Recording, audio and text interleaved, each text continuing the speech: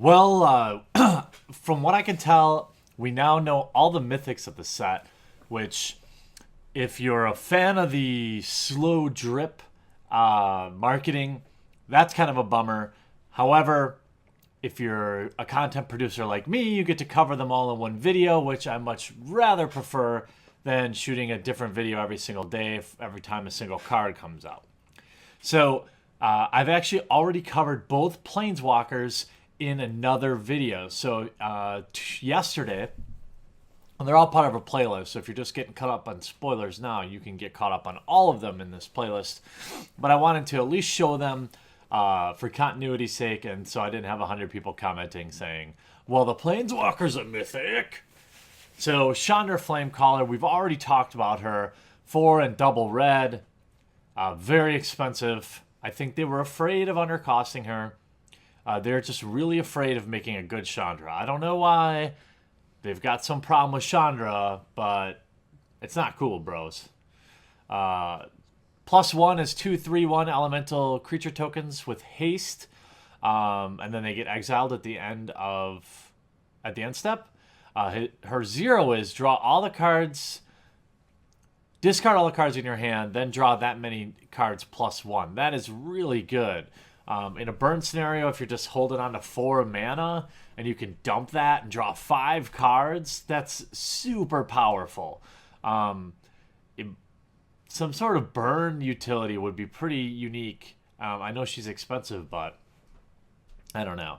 And her -X being deals X damage to each creature. So this is also a very powerful ability.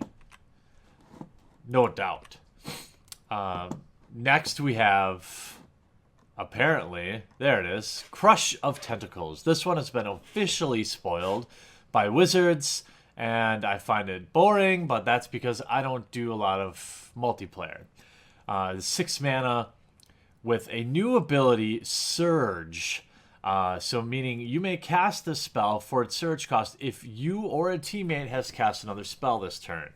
So hypothetically, you could get away casting like a Doomblade or a 2 mana spell, and then this, and you get Crush of Tentacles, and a removal spell in for 8 or 7.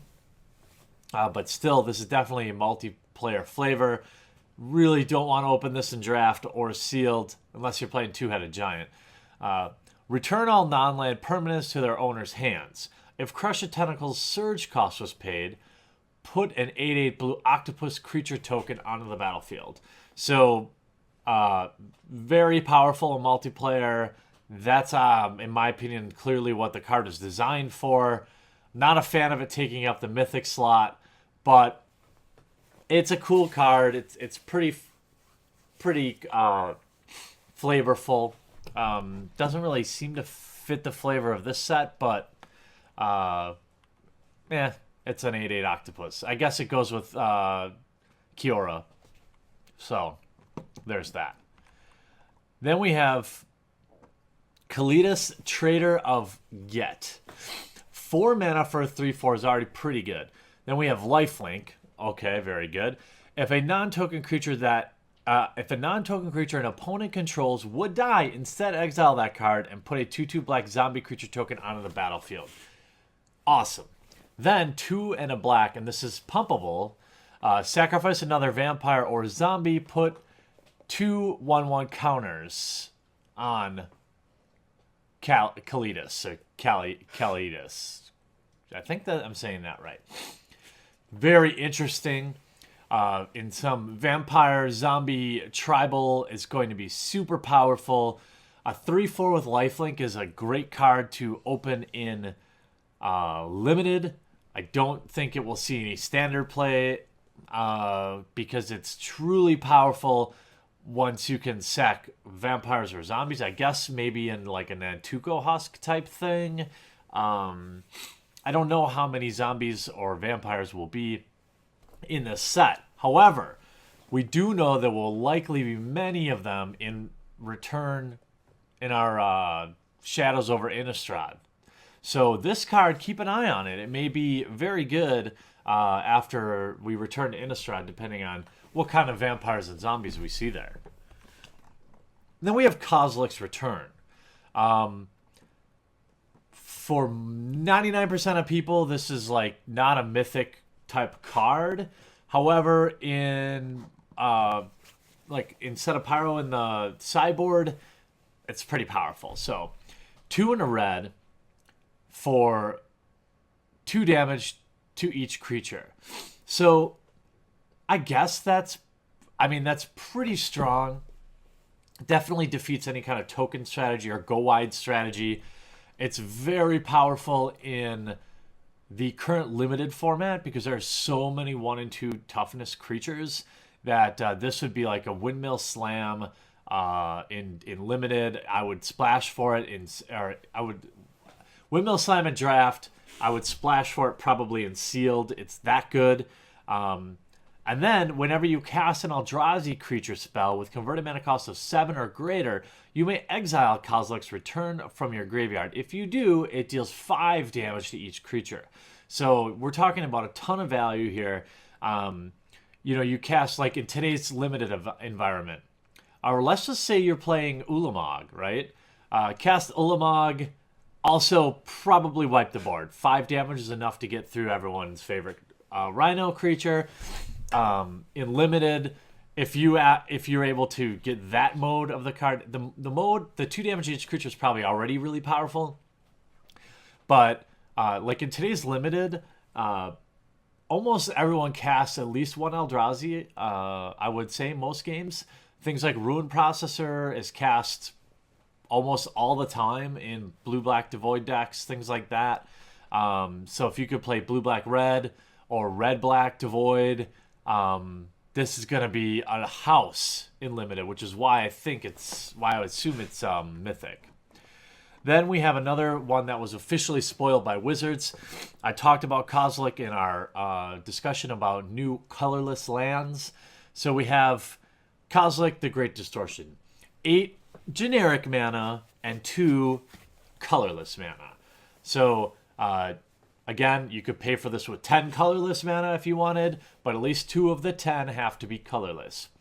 For a 12/12 with Menace, when you cast Kozilek the Great Distortion, if you have fewer than 7 cards at hand, draw cards equal to the difference. So that's pretty good. Assuming you're casting a 10-drop at the earliest, turn 7 or 8, probably turn 9 or 10 or 11 or 12, you get to reload your entire hand, which when you cast a 10 mana spell in limited, sealed, or even standard, it should be that powerful. And I think in limited, in sealed at your pre-release or in draft, this card just wins you the game immediately because the card draw is just too much. It doesn't have like indestructible or anything, so you can hit it with some removal spells. Now, it does have discard a card with converted mana cost of X, counter target spell with converted mana cost of X.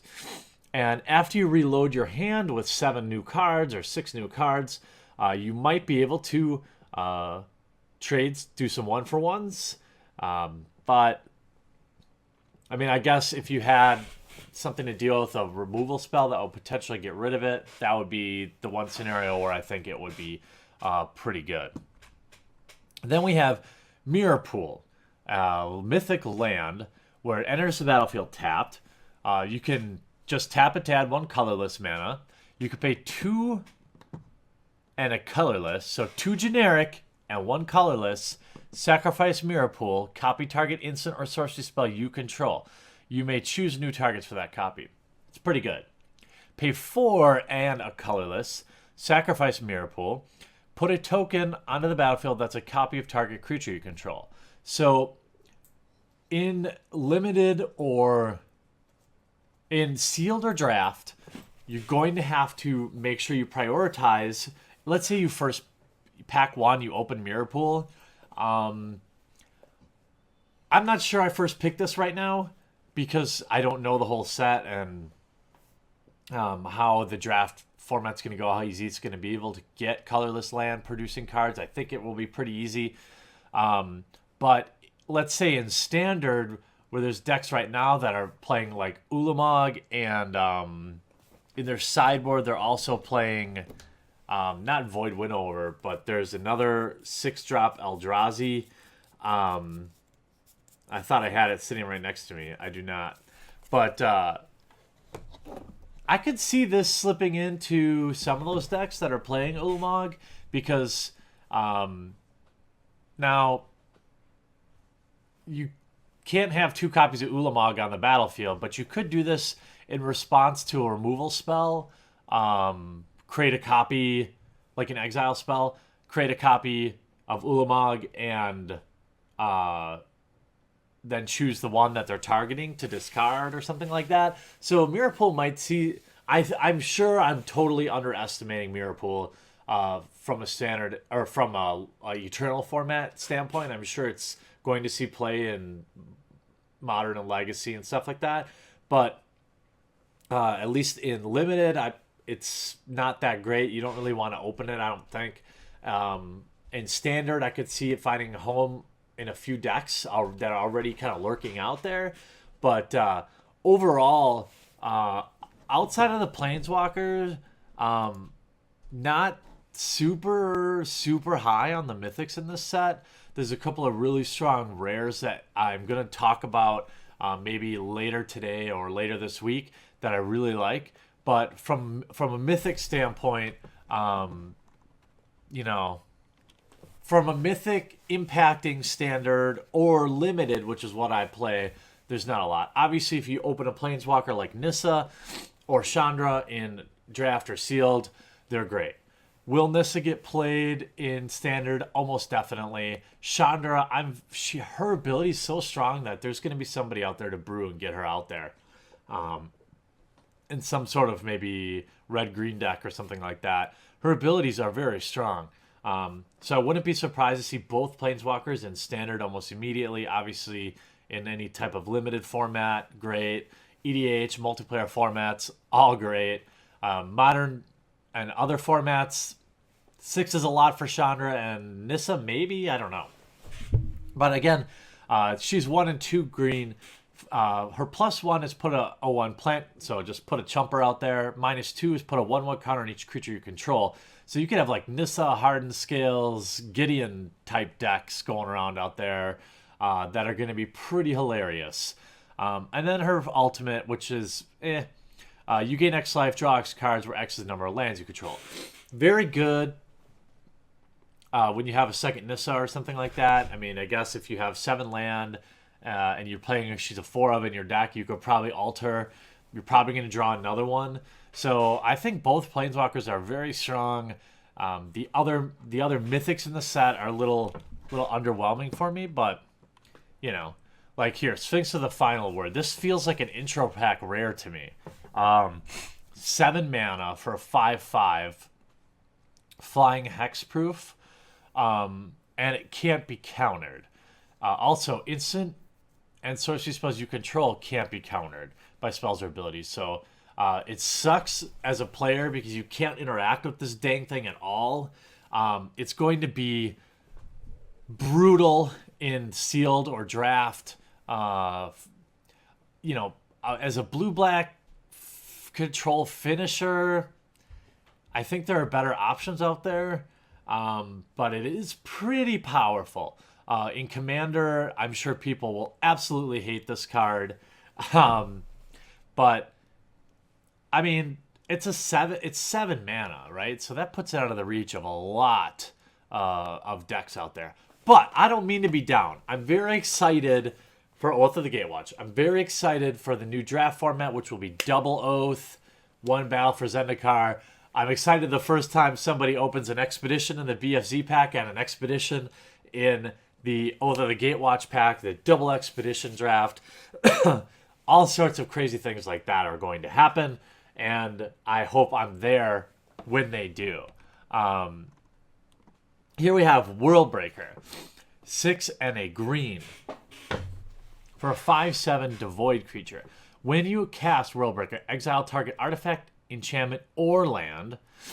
It has reach, so 5/7 with reach for 7 mana is pretty good in Limited. That's got to be why it's Mythic. It would be extremely oppressive to the board state. 2 and a colorless, sacrifice a land, return Worldbreaker from your graveyard to your hand.